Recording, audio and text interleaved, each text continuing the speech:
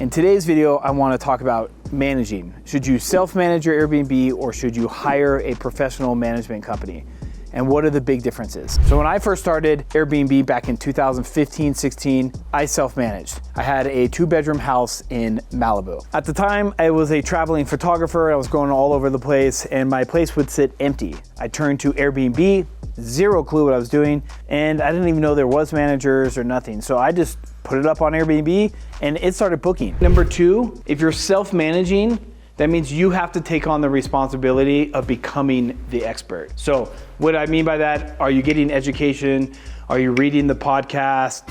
Are you reading the podcast? Are you listening to podcasts? Are you surrounding yourself with other hosts that are way high above you? You gotta really educate yourself on the software, on what kind of tools you wanna use. Myself, I'm always learning new software, I'm reading new books, I'm listening to new podcasts, talking with other friends that are hosts that are doing this full time. Number 3, when you are self-managing, your tech stack. You, as the manager and the host, are responsible for the tech stack.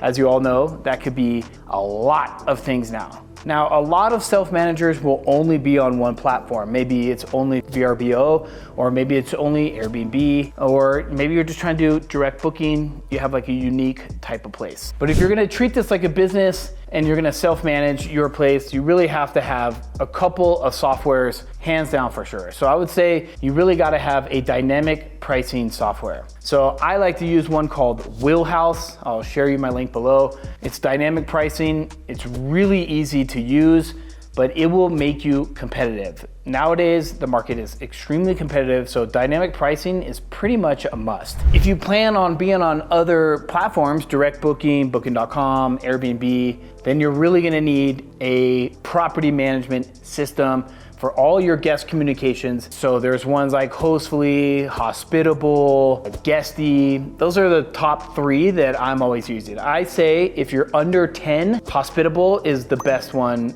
out there. It's super, super easy, it's cheap, and guest communication, auto messaging, your calendar. It will sync all your other OTAs so you don't get double bookings. You can help sync it with your cleaners and handyman and stuff like that. But it's really important. That's another thing you're gonna have to buy.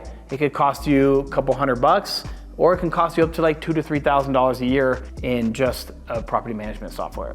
Number 4, you also have to think about all your licensing, your permitting, and stuff like that. That's very, very important. You should belong to an advocacy group in your city and or state. That way you get up-to-date information. All the laws are changing quite a bit, trust me. Always call your city and state and double check. Don't just rely on the OTAs or you're gonna get some big fines and you could probably lose your vacation rental. With that said, you should never buy an investment property, a vacation rental, without checking all of these items first. Also, what you're gonna have to think about when you're self-managing is you have to build out your own army, your own team, your Avengers, whatever you wanna call it, right? So you gotta find your pool guy, your landscaper, your handyman, your cleaners, plumbers, electricians, a designer, photographer. You gotta find all those people to build out your business and to make sure that you're competitive, make sure that you got great cleans, all that stuff. Now with those highlights,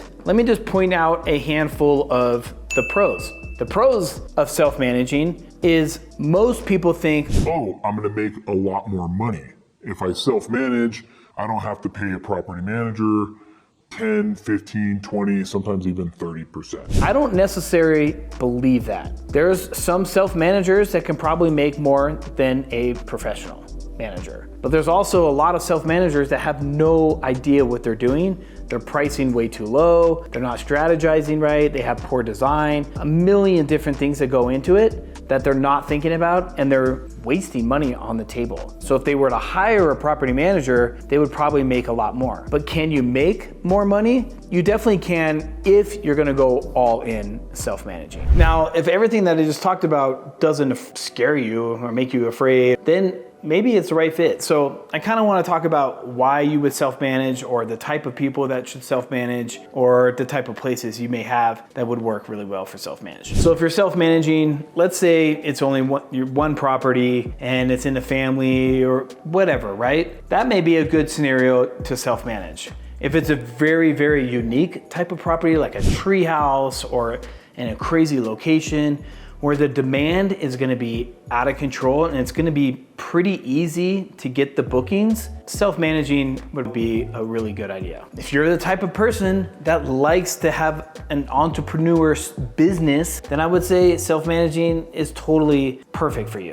That's how I am. I like to work for myself. I make my own hours. So you can make your own hours, you're the own boss. That part of self-managing is amazing. You can also start self-managing and just learn the ropes and fill it out. And then that way you can play around with some of the software, you can understand what guests are asking, you can work on improvements.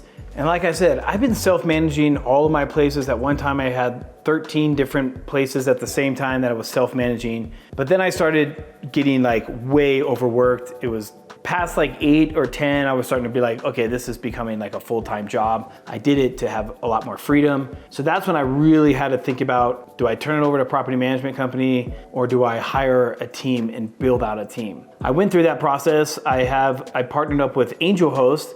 They take over all the software, so I don't have to pay for all the software anymore. And for me, that was just what I needed, and it's been great. In doing this, you still have to self-manage. You still have to do a lot of work. You gotta promote it, you gotta help try to get bookings, you're coordinating with the cleaners, the handymans, all that kind of stuff. I just have a team now. So as you get bigger, you're definitely gonna have to think about building out a team. Now, shameless plug here about self-managing. I'm a huge fan. Not only that, I'm an official Airbnb ambassador. With Airbnb, they noticed that there was a bunch of people that wanted to self-manage but had nowhere to start, they were confused, and there was a lot of fall off. Airbnb was also noticing a lot of hosts would go live, get frustrated, wasn't getting enough bookings or get a bad review because they didn't understand, a few of the basic amenities that needed to happen and stuff. So they created this program. So long story short, I'm an ambassador. If you've never hosted on Airbnb before, you can join with my link down below. You and I will connect and I will be able to help you with the basic stuff, get you started on Airbnb, fine tune your listing, photos, amenities, and ask a few questions and we'll dive into it. And then I'll get you live and then hopefully a first booking right away. But what I also do, because I saw such a big gap of people wanting to learn and how to self-manage, is I do one-on-one coaching, very selective. We can set up a call, 30 minutes or an hour, we can kind of dive into your questions. But if you want something a lot more, full-on mentor and coach for a few months, I can do that as well. I'll leave my info below. Now let's jump into hiring a professional.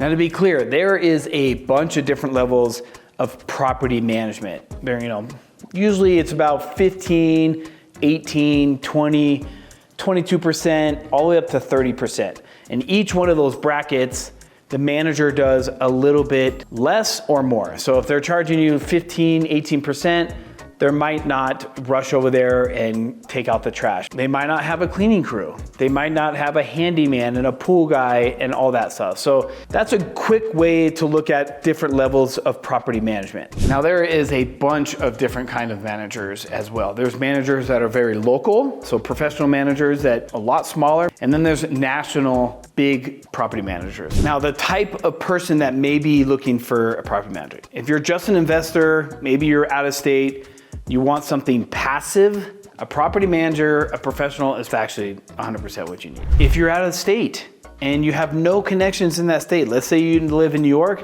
and your investment property is in California, but you know nothing about California, I would say a property manager is probably what you need. If you watched the first part and you're like, I don't know anything about software, I don't want to be responsible of hiring all these people, getting all the permits, I don't want to be educating myself, I have a full-time job, I don't want to quit my full-time job, I have a family. If you start thinking about that kind of stuff, then you definitely want to hire a property manager because they're gonna do all of that for you. Now let's go ahead and address the number one question I get when it comes to property management. Oh, but I gotta pay my property manager 20%, 25%, that's so much money. It can be, but a really good property manager is gonna make you 20, 30, 40% more than if you self-managed and had zero experience. Also, not only could they potentially make you more money, but you have to think about the time. Like I said earlier, self-managing is not passive. If you hire a professional, it's a lot more passive, so you have to evaluate your time.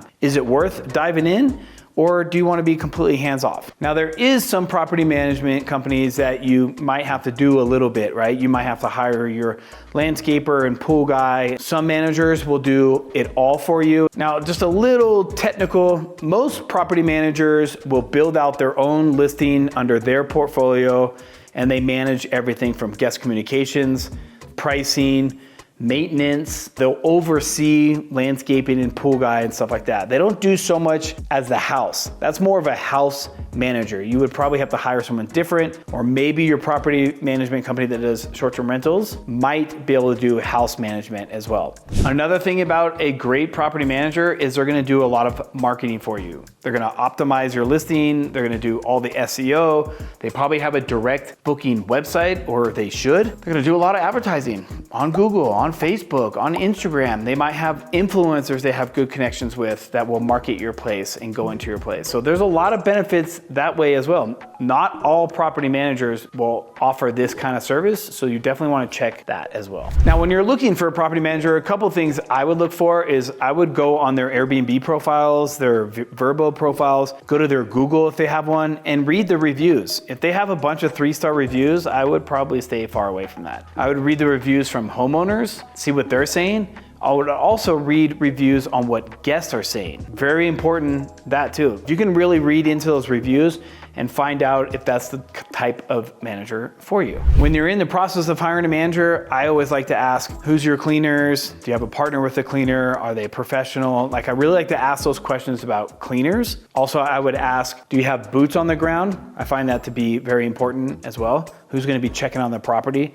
Maybe they have inspectors on the ground. So an inspector will check the property before and or after the clean. Do they have handymans? Do they have recommendations of pool companies? How about a quick painter? Like, really dive in and ask those questions. Does the property manager have like an owner's portal where you can sign in and see your calendar? Are you getting weekly reports? How are they paying the taxes? Like, those are the type of questions you really want to ask. And then that's how you can start to find a good property manager for you. Also, if you want it to be really passive and you want to partner with somebody, you just bought a house and it's empty, it's not fully furnished, you want to partner with a property manager that's going to help you design. You really want to make sure they have a full-on design that specializes in short-term rentals. There's a lot of managers that kind of do design, or they don't do design at all. Some managers have a full-on in-house designer. Really important, because design is pretty much everything now. Once again, if you find that video helpful, smash it. I definitely get really excited about managing and hosting and all the opportunities they can bring to you. So let me know below.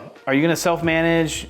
Do you want to self-manage? Do you want a property manager? What kind of questions you have? Just comment below. I'll be able to help you with those questions. You can also follow me on Instagram and leave some comments there. But until then, I'll see you when I see you.